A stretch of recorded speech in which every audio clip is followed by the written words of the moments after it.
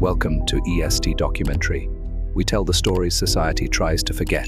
If you believe in truth, face it with us.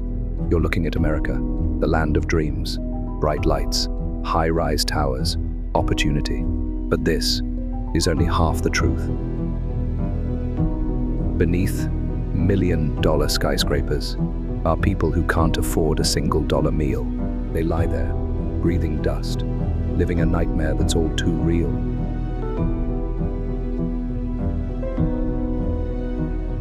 Fentanyl doesn't choose its victims.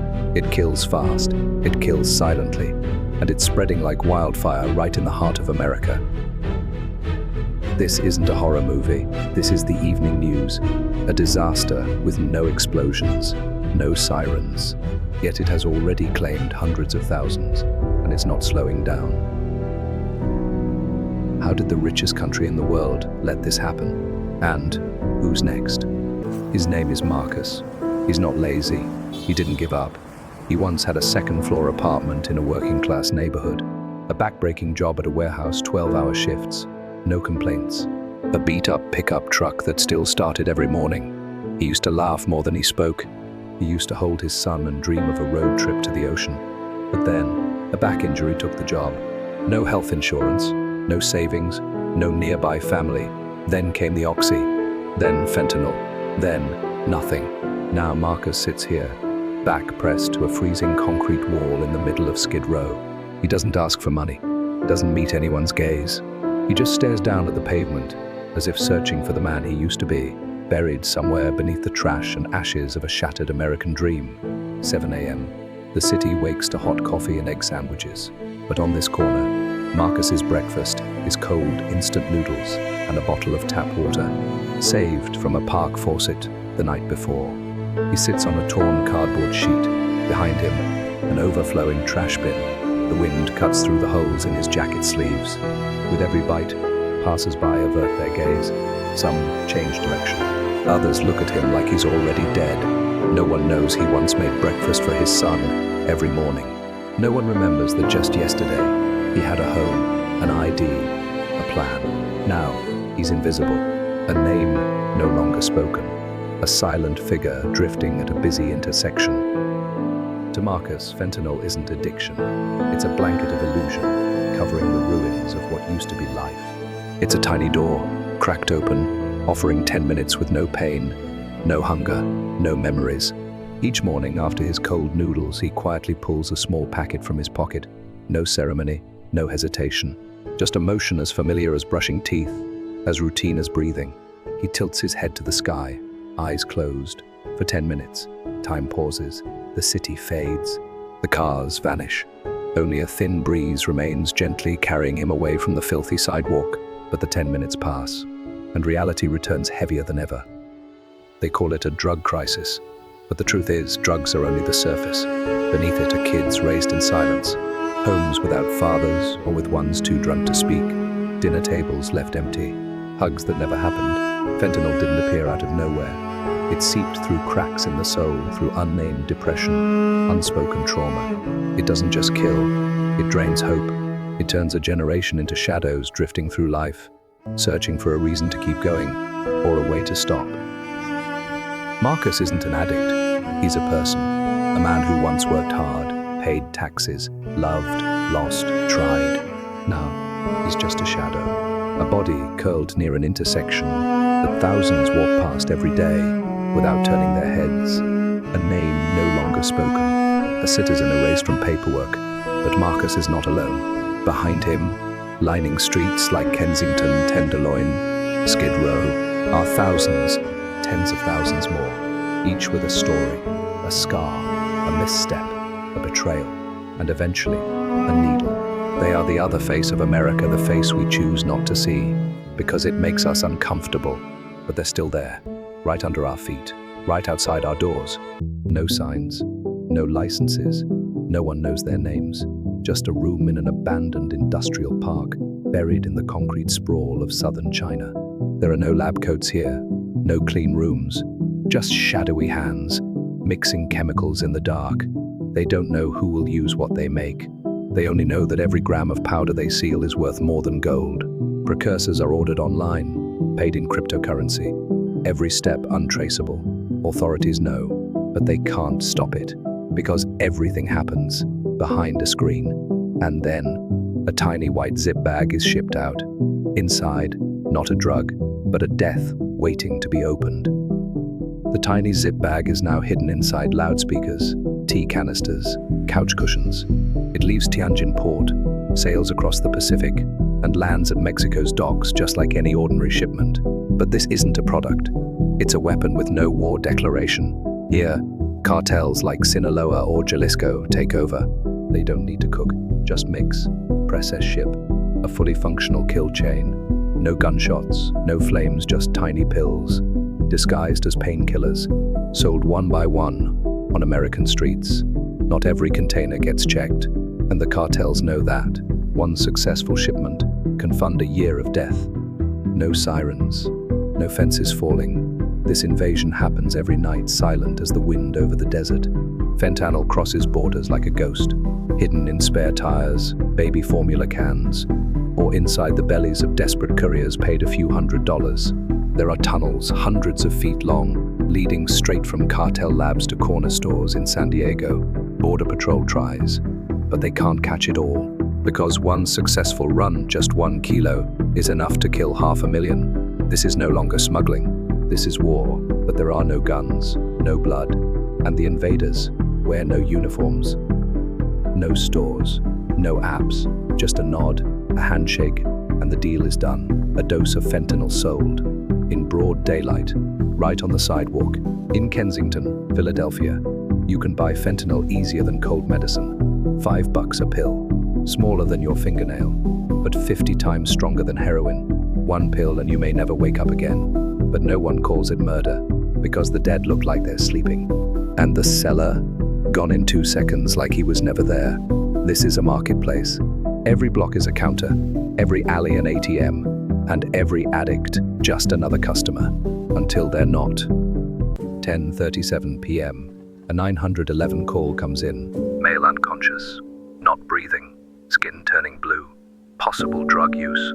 Code red, emergency. The ambulance races through the night. No movie-style sirens, just the hiss of oxygen and static from the dispatch radio. On the sidewalk, a man, barely 25, lies motionless, eyes rolled back. Next to him, a half-used syringe, worn-out sneakers, and a phone buzzing over and over. Mum calling. EMTs don't ask his name. They don't need the story. There's only one job: pull him back from the edge.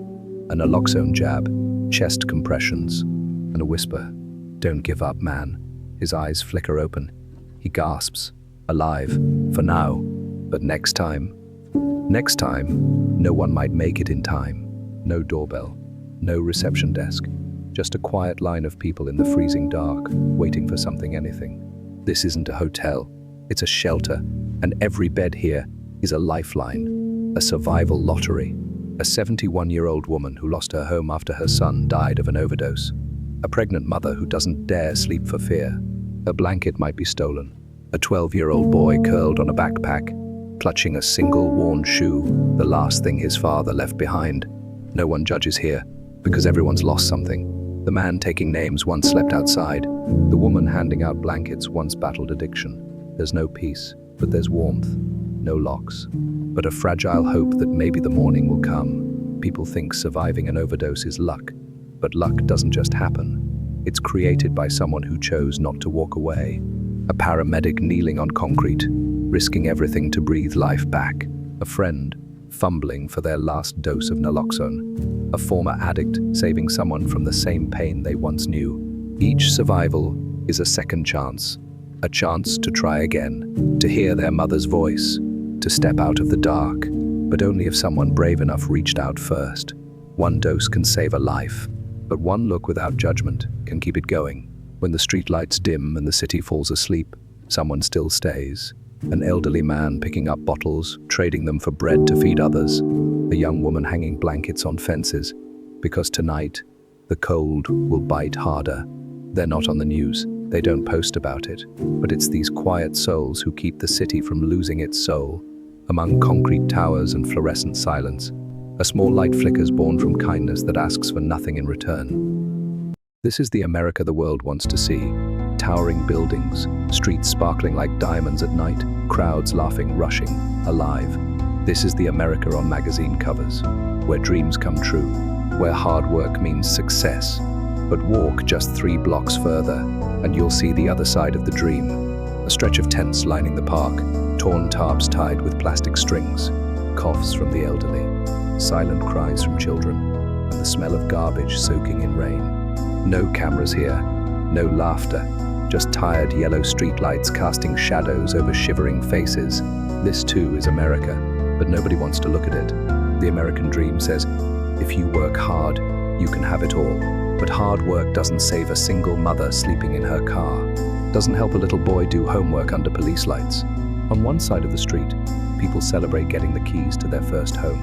On the other side, a child clutches a worn teddy bear and asks, where's our house? Fentanyl isn't the root, it's the result. The roots are poverty, prejudice, a system that left too many behind. We call them homeless. But truth is, they once had homes, jobs, dreams. And if they can't reach the American dream, then was it ever real, or just a privilege for the lucky few? They say fentanyl is the silent killer, but death arrived long before it. It came when the man was evicted after losing his job, when the single mom couldn't pay the electric bill, when a child studied in filth and sirens. It came slowly through hunger, through cold, through despair. Fentanyl was just the final drop, in a cup that had long been overflowing with neglect, with broken systems, with 1,000 silent shrugs. Skid Row, Kensington, Tenderloin, they're not just neighborhoods. They're living graveyards, where people wait to die beneath blue tarps. And when they fall, society calls it an overdose. But truth is, they died 1,000 times before. He once stood tall on the battlefield, where every step could be his last. Rifle in hand, eyes on the flag, believing he was fighting for something greater. When he came home, there was no parade, no medals, just a paper, service ended, and a country that no longer recognized him. His VA card denied, his records lost, mental health services overwhelmed. Now he sits on a sidewalk wrapped in a tattered army coat, hands trembling, holding a sign, I served, just asking for a meal. No one stops, no one stares for long, because if they do, they'll see betrayal in his eyes. We say leave no one behind, but he was left, right here, in the middle of the city. He used to be the top of his class. At 18, he won second place in the city math competition. Teachers called him brilliant. His mum called him her light. But no one called when the divorce came, when he dropped out to help his mum, when the insomnia began, when the pills arrived first to sleep, then to forget. Then came fentanyl, not to get high, but to feel nothing at all. Now he sits slumped on a sidewalk, eyes vacant, head resting on a worn backpack still bearing his school's logo. Not a stranger, but the valedictorian once cheered on stage. People pass, some recognize him, but no one dares to say his name, because saying it means admitting something. The American dream doesn't just fade. Sometimes it shatters before it even learns how to fly. Every big city has a corner no one talks about, where 3, 4, maybe 10 people lean against brick walls, nodding off, fading out. No one asks their names. No one remembers who they were. One collapses. No one screams. No one runs. Just a sigh and feet keep moving. No ambulance siren. No embrace. No final words. They once had families, loved someone, listened to music, hated spicy food, played basketball. But now, who are they? Just shadows, no nameplates, no backstories, no news coverage, no one looking. We call them addicts, homelesses, a problem. But the truth is, they were people, like you, like me, like anyone who's ever lived. 5 p.m., same corner. A silent line of people waits for a meal. Some wear work uniforms. Some just left a clinic. Children cling to their mother's legs. Each meal handed over comes with a smile. But behind that smile, eyes know they'll be back tomorrow, because there's nowhere else. No one is coming to lift them past this sidewalk. This isn't a solution. It's duct tape on a wall that's already crumbling. And those handing out meals with all their kindness are running out of faith, because no one can serve hope forever.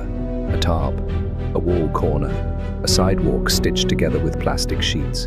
They call it temporary shelter, but some have stayed 90 days, some 3 years, when tents become mailing addresses, when wooden pallets replace beds, when a pop-up site now has footpaths, kids' drawings, clotheslines. This is no longer temporary.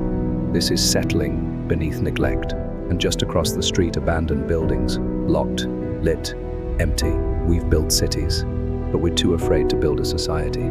They draw diagrams, hold press conferences, speak of comprehensive strategies and cross-sector collaboration, but step outside the briefing room and people still sleep on the sidewalk. Every plan is 32 pages long, yet leaves no space for a single real name. Every public statement speaks of the community without asking the community what it needs. They promise housing, but forget those without homes can't wait 3 years. Policy only matters when people no longer have to survive on temporary kindness. That boy was once an honor student, the man an ex-banker, over there a war veteran, and around the corner a single mother working 3 jobs. Fentanyl doesn't care. It doesn't ask your age. It doesn't check your degree. It doesn't see color or citizenship. It strikes where there are cracks. And in this society, cracks are everywhere. No one's immune. No one's untouchable. Sometimes, all it takes is one pain, one wrong pill, one lonely night. And if you think that could never be me, remember, most of them thought that too. Fentanyl doesn't explode. It doesn't scream. It doesn't kick down doors. It just needs your silence. It needs us to walk past and never ask, to see someone collapse and keep walking, to hear someone die and barely blink. This death doesn't need blood. It just needs familiarity. We've seen too much to feel anything. Every overdose is a scream, but we turn the volume up. Every cry for help is a glance, but we look back down at our phones. Apathy doesn't arrive overnight. It seeps in like a slow drip through the heart, until the heart forgets how to beat. Fentanyl isn't the only killer. Silence has been its oldest accomplice. A child is born, a teen graduates, a person collapses on the sidewalk. That's not 3 different people. That could be one life if no one stops in time. We can't turn back the clock, but we can always choose how we respond. Fentanyl doesn't discriminate. It doesn't wait for your permission. And when it knocks, it's too late to ask, what should I have done? So the real question isn't, when will it happen? It's, when it does. Did I stay silent or take a stand? You don't need to fix the whole world, but you can save one life by not walking away, by calling them what they truly are, human. So tell me, which path will you take? If you've made it this far, you're not indifferent. Share this video with a friend, a loved one, someone who needs to be seen. Don't forget to like, subscribe, and leave a comment. What do you think we should do? Every click, every word you type is a brick toward building a society that listens and doesn't look away.